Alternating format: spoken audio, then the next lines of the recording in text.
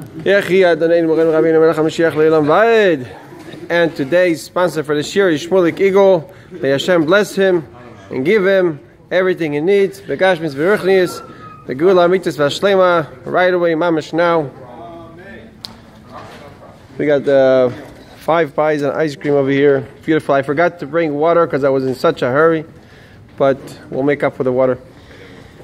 So the Rebbe speaks about today Shabbos Chazoin and Tisha B'Av Nitche. Tisha B'Av was pushed off that year, just like this year. Tisha B'Av is pushed off.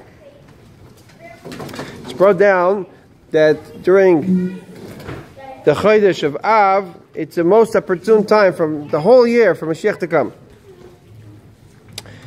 The reason is because Hashem destroyed the base of Mikdash on Av, on Chodesh Av, and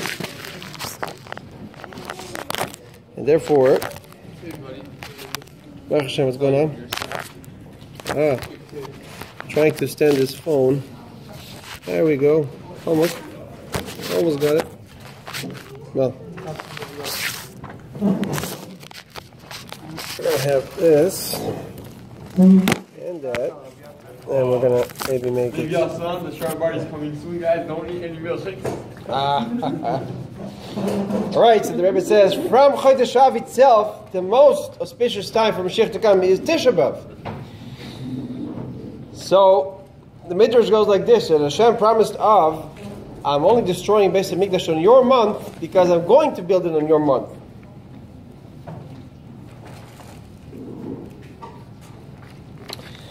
So we know that on the day of someone's birthday, his mazel increases, his fortune increases. בוא תאכל. בוא, תול ידיים, בוא, יש פה מלא, בוא. לך תול ידיים, לך, פיצה, בוא. אז תיקח 2 slices, שים בצד. And the Rebbe says, Tisha B'Av fell on Shabbos that year, the Rebbe said the Sikha, and this is the same kvius, the same time this year, Tisha B'Av will fall on Shabbos as well. The Rebbe says, one may think that if everything is pushed off for Sunday, because we're going to fast on Sunday, so the birth, the whole advantage, the whole greatness of the birth of Mashiach will also be pushed off to Sunday, because we'll be fasting on Sunday. Mela, automatically everything will be pushed off to Sunday. Even the birth of Mashiach, all those great things that happened on Tisha B'Av. So the Rebbe says no.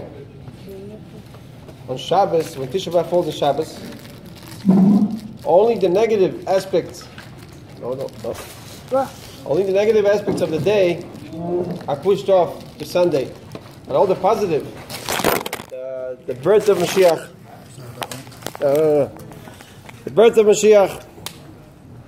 and all the good things of that day actually remain. And not only do they remain, but they get intensified much more because of Shabbos. Shabbos by itself is a day that we have to festive, joy, and eat a lot and drink a lot on and be happy and joyous. And Tisha B'Av, the birth of Mashiach, when it falls on Shabbos, it intensifies this a lot more than what Shabbos would have on its own. So the Rebbe says, therefore, we have Tisha B'Av, the birth of Mashiach, on Shabbos. Shabbos has to do with Mashiach itself. As we know, when Mashiach comes, it will be one long day of Shabbos. Both of them come together on the same day. In Mela, we're doing what we're going to do when Mashiach comes. We're going to actually celebrate Tisha B'Av. It will be even higher than the holidays today, the Yom Tovim we have today, Pesach and Shavuos and Sukkot, will be much higher than those days. But we don't see it now. But when we fall in Shabbos, we see it.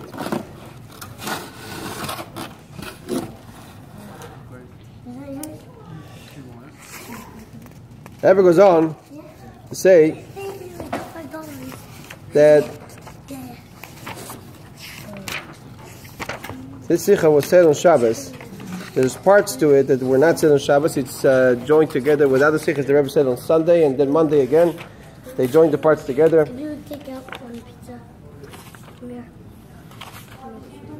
Very, very strong Sikha, talking all about the fact that the 3 weeks begin with Shabbos. Shiva Shabbatam was also fell on Shabbos.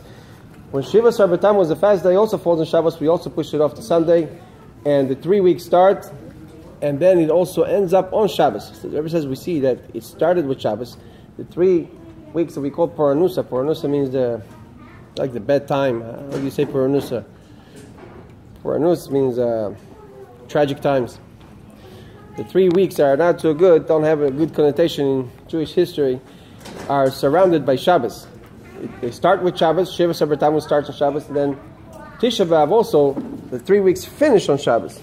So the Rebbe says this is not by coincidence. It's Bashgacha Pratis, especially in our time, to show us that, just like what Rebbe said, Rebbe Yehuda Nasi said, that since it was pushed off, let's push it off forever. Rashi and Tosfos hold the Shita that Rebbe Yehuda Nasi only meant for that year, to push it off for that year. The Rebbe says that Rebbe Yehuda Nasi really meant it forever. The Rebbe himself says that what Rebbe Yehuda Nasi meant was his Shita was that he did not say, he only said, since he was pushed off, let's push it off forever. Rashi and Tosfos hold that it cannot be, because it says in the Gemara that whoever does not mourn Yerushalayim, the destruction of the Beis Hamikdash, will not see in the building of the Beis Hamikdash. The Rebbe does not, for some reason, the Rebbe takes another sheet that says that Rebbe Yehuda Nasi really meant for the whole time, because Avelus, mourning, the destruction, only is Shayach when is the time to be mourning this destruction of Beis Hamikdash. But now, since we are so close to Mashiach, we are so right now on the verge of ushering Mashiach any second now. Therefore, mourning practices are not shaykh anymore. And therefore, the Rebbe says, Rebbe Yehuda Nasi meant that Tisha B'Av should be pushed off completely. And therefore, even though Chachamim did not... It says about halacha in the Mashiach, it says al pi halacha, yeah? Yeah. So, al pi halacha, Chachamim did not accept it. And they fasted that year, and the year after, and all the years after. And the Rebbe says, but we see that it starts with Shabbos and finishes off with Shabbos to show us, it's Ashgacha Pratis, to show us that really it totally weakens and outdo all the negative aspects of the fast, and very, very soon it's going to turn into a very joyous Yemei Satzon V'Simcha, days of joy and festivity. And the Rebbe goes on to say that Tisha B'Av that falls on Shabbos is very similar to Yom Kippur. It says about Yom Kippur, if you eat on the 9th and then fast on the 10th, which is Yom Kippur, it's counted to you as if you fasted both days, the 9th and the 10th. So the Rebbe says we have the same thing this year. We eat on the 9th, which is Shabbos, and then we fast. We fast on the 10th, just like Yom Kippur. So we had the advantage of both days, just like Yom Kippur itself. So we see the Rebbe says, we see very big similarities between Tisha B'Av and Yom Kippur, even though this is Midirabanan, this is Midiraisa, but we see they're very similar. They start the night before, they finish the same time the night after. A lot of things are similar. And the Torah says, that there were no bigger days for the Jewish people than Chamisha Asar B'Av and Yom Kippur. And Chamisha Asar B'Av really is the same thing as Tisha B'Av, it's just the revelation of Tisha B'Av. So the Rebbe says, when the Torah says there were no bigger days for the Yidden than Chamisha Asar B'Av and Yom Kippur, it really refers to Tisha B'Av. Because all the Giluyim of Tisha B'Av come to revelation, come to an opening. They come out to the open on Chamisha Asar B'Av. So therefore, when the Torah says there were no bigger days, the Torah really is referring to Tisha B'Av. There were no bigger days than Tisha B'Av and Yom Kippur. Tisha B'Av? Tisha B'Av is the revelation of all the Inyanim. Tisha B'Av is Chamisha Asar B'Av. Because Tisha B'Av was a Gzeira for the Meraglim, and then many things happen on Chamisha Asar B'Av. But one of the big ones is that the dead from the Midbar stopped dying on Chamisha Asar B'Av. They saw it in a revealed fashion. Then the Rebbe says that we see the 3 weeks is like the Moichin in Galus. We elevate the Midos, the Shiva Midos, and the 3 weeks is like referring to parallel to the 3 Moichin, the 3 Chochmah, Bina, and Das that we don't elevate during Galus. But when the 3 weeks start with Shabbos and finish off with Shabbos, comes out in a more revealed way the Moichin, Chochmah Bina V'das, that we're going to actually elevate when Mashiach comes, when Eretz Yisrael will be completely spread out throughout the world. We'll be given all the parts of the world that we were promised by Hashem. And there it says, this is what we read in Vayeschanan. And Mincha, on Shabbos, we're going to read Vayeschanan. The Rebbe says that Moshe Rabbeinu asked and begged Hashem so many times to go into Eretz Yisrael. Still, Hashem did not let him go. And we have a directive from this. The Rebbe says that obviously Moshe Rabbeinu kol sheken from a tzaddik. If a regular tzaddik and tzaddik goes to Hashem elkayam, when tzaddik says something, then Hashem has to do it, so to speak. So how much more so when Moshe Rabbeinu was Nasi Hadoyer, the leader of the whole generation, when he wants to go and he wants something done, then for sure Hashem would have let him go into Eretz Yisrael. The reason he did not go, the Rebbe says, is because he was a true leader. He did not want to leave all his children, all Bnei Israel in the Midbar, and he would go into Eretz Yisrael without a vast majority of all the people that stayed in the Midbar, that died in the Midbar. He wanted to go with all of them. So why did he beg Hashem for 515 times if really intrinsically he did not want to go into Eretz Yisrael without all the Eden that were left in the Midbar?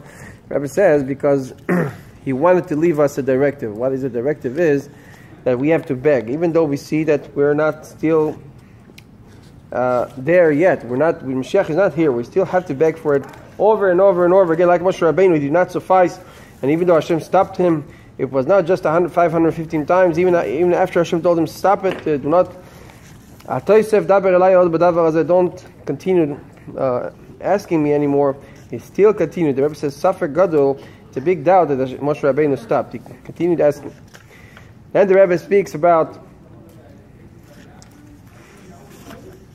when we know that Mashiach is here. The Rebbe says to use the term that if Mashiach Chas v'Shalom will not come, we will continue having a shiur here or doing this task and accomplishing this assignment or whatever it is.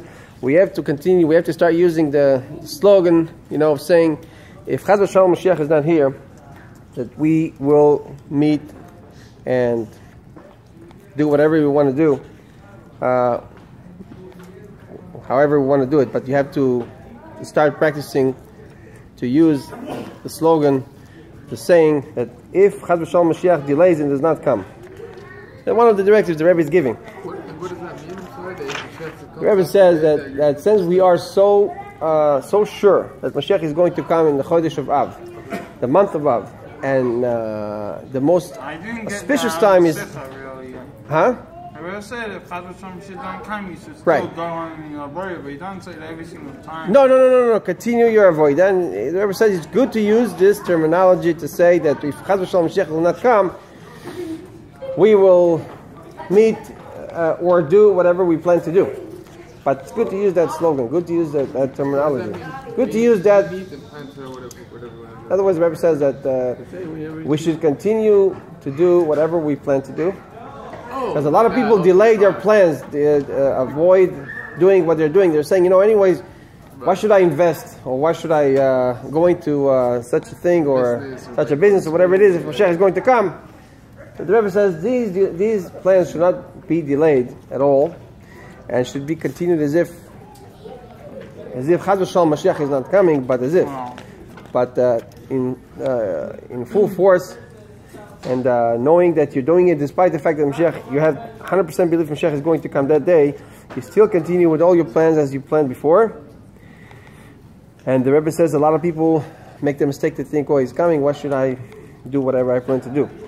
And the Frierdiker Rebbe was asked that, and he was building yeshivas, and he was directing the shluchim to go to all places and everything, to continue everything as they do. And when he was asked, he just said Mashiach was coming yesterday, and so how could you get into all these plans? And Frierdiker Rebbe said, you have to continue full force. You have to do everything, because when Mashiach will come, he will test you to what you have and what you're doing now. Are you really involved in what you're doing? That's the kind of mission that Mashiach will be looking for in every person. And then the Rebbe says that we also have Shabbat Chazoin. We forgot to say Shabbat Chazoin, that we are shown the Beis HaMikdash. Every Jew is shown the Beis HaMikdash, and so we have Tisha B'Av. Tisha B'Av itself is the most auspicious time for Mashiach to come. Then he falls in Shabbos. Gets even stronger. In other words, the demand for Mashiach gets stronger. And then we have Shabbos Chazoin on top of that. So we have three things here. The Rebbe says makes the time for Mashiach, the outcry for the world, for Bnei Israel, for everyone, from all generations. Everything. Now coming to a how would you call it? To a peak. That we have all three things coming in one Shabbos. Shabbos Chazoin, Tisha B'Av, and Shabbos together on the same day. This is the most auspicious time for Mashiach to come, the Rebbe says. So it's very, very strong chance for Mashiach to actually reveal this Shabbos. Wow. Because it's the same Kvir, it's the same time that the Rebbe said the Sicha was also when Tisha B'Av fell on Shabbos. The Rebbe was saying the Sicha. And right there, the Rebbe goes very, very happy Sicha. The Rebbe is talking all about how Yid has to believe that right now he is a 770. The Rebbe is saying a Jew standing, a Chassid, a person, a man is standing in 770 itself, is believing 100% that this time right now Mashiach is going to come through this door and take us out. The Rebbe is using this whole description. It's exactly the way the Rebbe is putting it. It goes like this.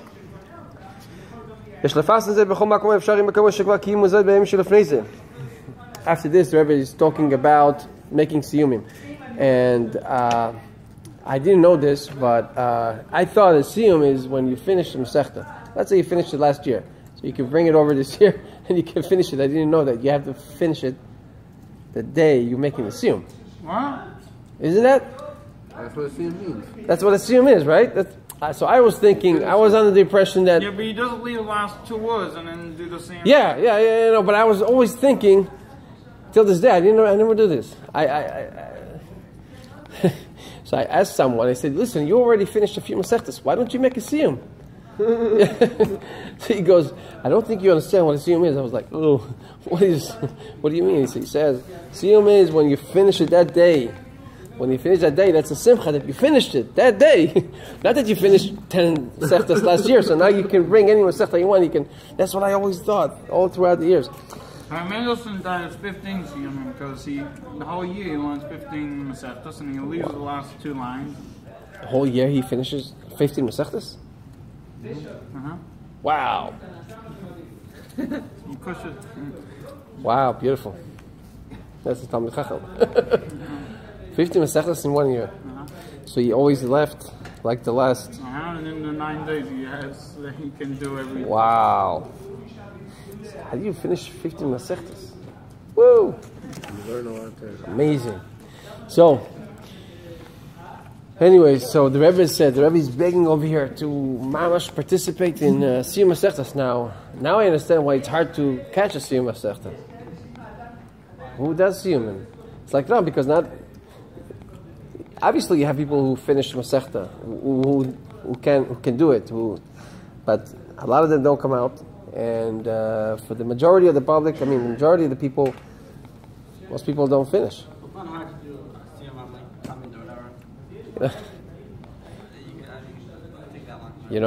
So then I understood. But the Rebbe is asking, and I saw a video where the Rebbe is literally saying, please, for everyone to know, to spread it, to give the word to everyone, to participate and bring little kids and little infants even. The Rebbe says, if anyone will ask why the kids are coming because they can't understand anything, so you can tell them that even the elderly, the adults, don't understand as well. And the Rebbe says, the Rebbe speaks about, last thing the Rebbe speaks about is to make a big for bringing Chamisha Sabrav. The Rebbe says, like mamash, like make it like a chasna. The Rebbe says, the Rebbe uses the word chasna. The Rebbe says Chamisha B'Av will fall on Friday. And the reason Chamisha B'Av falls on Friday, the Rebbe says, is because to show us that we really are right before Shabbos. Shabbos is in the big picture, Mashiach. Shabbos is for 7th millennium, Mashiach. So the Rebbe says Chamisha B'Av will fall on Friday, and we have to forbring then. But we cannot forbring on Friday, so we'll forbring the Thursday night before. And the reason Chamisha B'Av falls on Friday is because to show us that we are really done, already finished the work, and we're right mamash before Shabbos right now, right before Mashiach. And we have to make this day in such a big simcha. The Rebbe says a big zvadus. Now look at this. Ad la simcha הכי גדולה בדוגמה שמחת נישואין. ממש like a marriage. שבהן נויס ירושלים וגילו בני ישראל גייסו צריכו להם חולס בקומים ובחת על פי מנהג ישראל שבאים אלו. The Rebbe says now we have the minhag obviously that we try to make more chasnas, more marriages fall on the date after Chamish B'Av, especially after 9 Tisha B'Av. We try to make matches, shidduchim and chasnas. So, Rebbe finishes off with that. Actually, this Shabbos Nachamu, they're having that part that week. Over like 3,000 women are having they're having challah bake. Challah baking, yeah. Challah bake. They have to do for their children. Over here. Yeah. Now we're here. All over the world. All over the world. Because Parshas Nachamu, what's Parshas Nachamu have to do with? Nothing, but Tu B'Av is Maybe Tu B'Av, yeah, Tu B'Av is Friday. So Right. So they pushed it off. They're going to push it They're off. not going to make challah baking on Shabbos. They're going to do it Thursday night. They're going to do it on Tu B'Av. Yeah. Tu B'Av, right. So the Rebbe finishes off, and he's saying that we should continue the Simcha and all these Vadus. L'malam Yida v'Agbala Me'er HaYishama B'Har Yehuda v'chutz Yerushalayim Kol Sasson Kol Simcha Kol Sasson Kol Kala Ad La Simcha Chigdola Aנשים D'Knesset Yisrael D'Kish Avichu והגאולה האמיתית והשלמה כאמור תכף מיד ממש ביום זה ממש לפי אדוני מרבה בן המשיח לעול הבית koyach. So Mashiach should come to Tisha B'Av. Mashiach should come now. Tisha B'Av, yeah. Right I mean now, right now.